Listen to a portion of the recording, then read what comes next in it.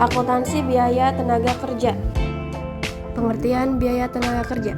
Tenaga kerja merupakan usaha fisik atau mental yang dikeluarkan karyawan untuk mengolah produk.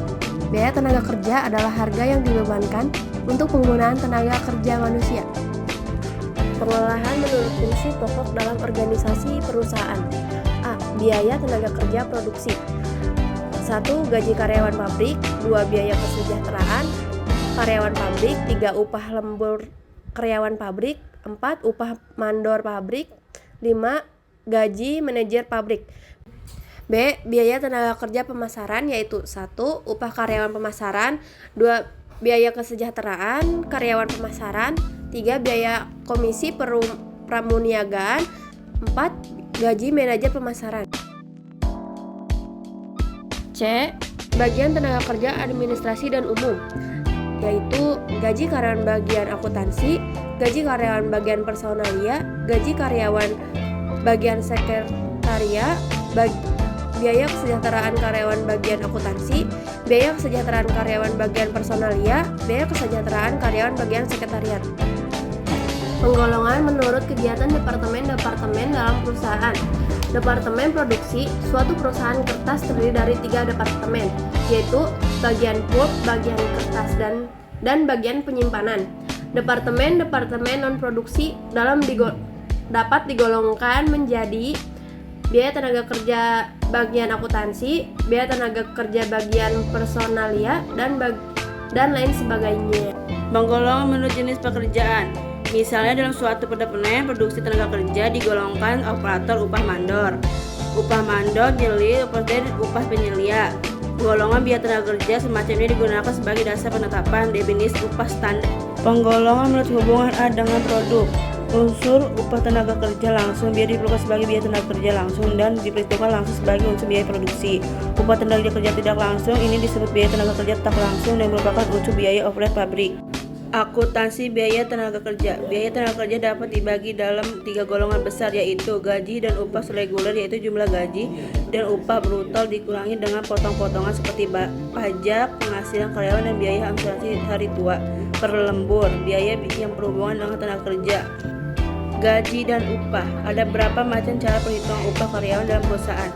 Mengalihkan tarif upah dengan jam kerja karyawan. Untuk menentukan upah seorang karyawan perlu dikumpulkan data jumlah jam kerjanya selama periode waktu tertentu. Contoh, misalkan perusahaan hanya bekerja sebagai 2 orang karyawan.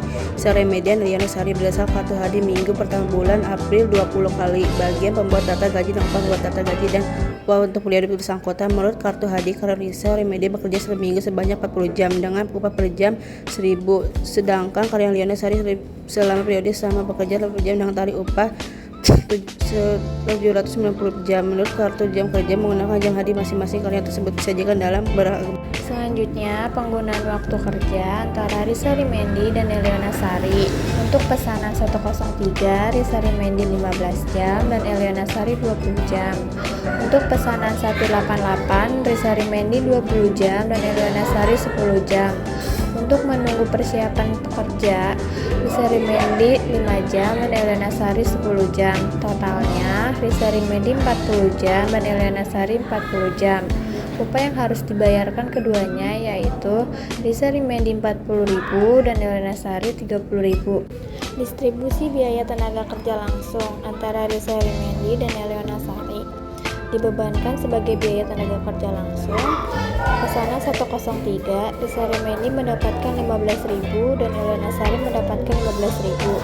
Pesanan 188, Risa Rimendi mendapatkan 20.000 dan Eliana Sari mendapatkan 7.500. Dibebankan sebagai BOP, Risa Rimendi mendapatkan 5.000 dan Eliana Sari mendapatkan 7.500.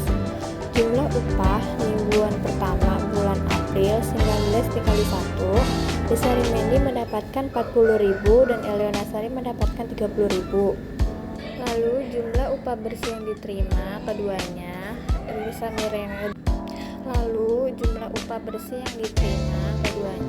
yaitu Risa Rimendi mendapatkan 34.000 dan Eliana Sari mendapatkan 25.500. Selanjutnya ada akuntansi biaya gaji dan upah.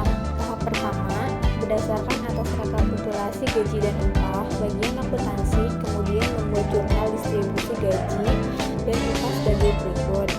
Barang dalam proses biaya tenaga kerja mendapatkan 57.500, biaya overhead pabrik mendapatkan 12.500, gaji dan upah mendapatkan 70.000. Selanjutnya tahap kedua.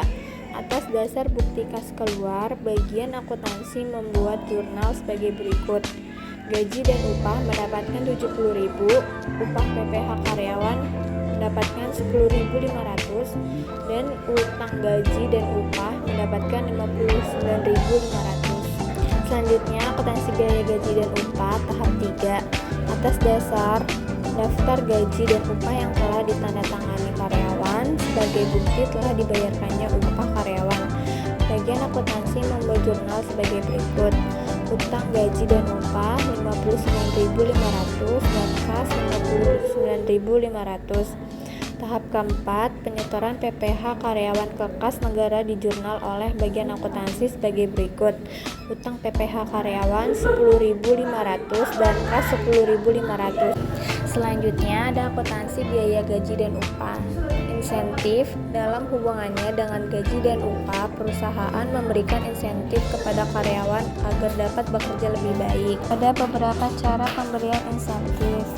Insentif satuan dengan jam minimum, yaitu karyawan dibayar atas dasar tarif per jam untuk menghasilkan jumlah satuan keluaran atau output standar. Insentif. Jika menurut time study, maka dibutuhkan 5 menit untuk dapat menghasilkan satu satuan produk, maka jumlah keluaran standar per jam adalah 12 satuan. Jika upah pokok sebesar Rp 600 per jam, maka tarif upah per satuan adalah Rp 50. Rp 600 dibagi 12. Karyawan yang tidak dapat menghasilkan jumlah standar per jam tetap dijamin mendapatkan upah Rp 600 per jam. Tetapi bila ia dapat menghasilkan 14 satuan per jam, ada kelebihan 2 satuan dari jumlah satuan standar per jam, maka upahnya dihitung sebagai berikut. Upah dasar per jam. Insentif 2 kali Rp 50 Rp 600 dibagi 12 sama dengan 600. Upah yang diterima pekerja per jam Rp 100 per Rp 700. 2. Taylor Differential Fines Rate Plan. Cara pemberian insentif ini adalah semacam strategi fixed rate plan yang menggunakan tarif tiap potong untuk jumlah keluaran rendah per jam dan tarif tiap potong yang lain untuk jumlah keluaran tinggi per jam. Contoh, karyawan dapat menerima upah Rp 4.200 per hari untuk 7 jam kerja. Misalkan rata-rata seorang karyawan dapat menghasilkan 12 satuan per jam, sehingga upahnya per satuan Rp 50. Upah per hari dibagi dengan jumlah yang dihasilkan per hari Rp 4.200 atau dibagi 12 kali 17. Dalam Taylor Plan ini, misalnya ditetapkan tarif upah Rp 45 per satuan untuk karyawan yang menghasilkan 14 satuan atau kurang jam dan 16 satuan per jam, maka upah per jam karyawan dihitung sebagai berikut. Rp 65 dikali 16 sama dengan 1040 per jam. Sedang bila karyawan hanya menghasilkan 12 satuan per jam, maka upah per jam dihitung sebagai berikut. Rp 45 kali 12 sama dengan 540. Selanjutnya ada premi lembur. Dalam perusahaan, jika karyawan bekerja lebih dari 40 jam satu minggu, maka mereka berhak menerima uang lembur dan premi lembur. Misalnya, selama 1 minggu seorang karyawan bekerja selama 44 jam dengan tarif upah dalam jam pekerja biasa maupun lembur Rp 600 per jam. Premi lembur dihitung sebesar 50% dari tarif upah. Upah karyawan tersebut dihitung sebagai berikut.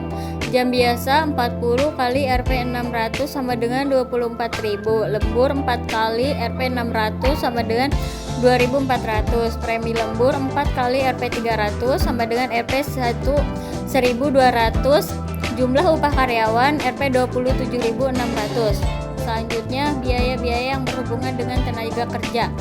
Startup time. Seringkali sebuah perusahaan memerlukan waktu dan sejumlah biaya untuk memulai produksi. Biaya-biaya yang dikeluarkan untuk memulai produksi disebut biaya pemula produksi atau setup cost. Ada 3 perlakuan. Yang pertama, dimasukkan ke dalam kelompok biaya tenaga kerja langsung, dimasukkan sebagai unsur BOP, dibebankan kepada pemesan yang bersangkutan.